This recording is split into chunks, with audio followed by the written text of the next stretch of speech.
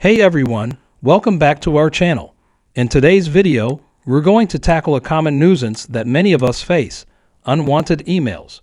Today, I will show you how to stop unwanted emails. So, let's get started.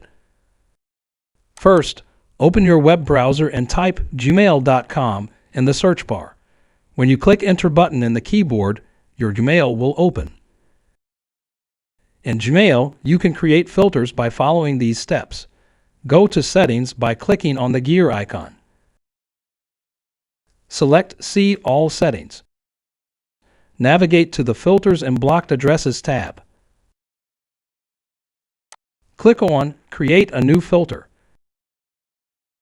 Define your filter criteria, such as sender's email address or keywords.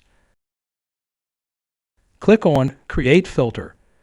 Choose what action you want Gmail to take with these emails, like marking them as read, archiving, or deleting, then click on the Create Filter. Congratulations, you have successfully learned how to stop unwanted emails. If you found these tips helpful, don't forget to give this video a thumbs up. Subscribe to our channel for more useful content. Thanks for watching, and I will see you in the next video.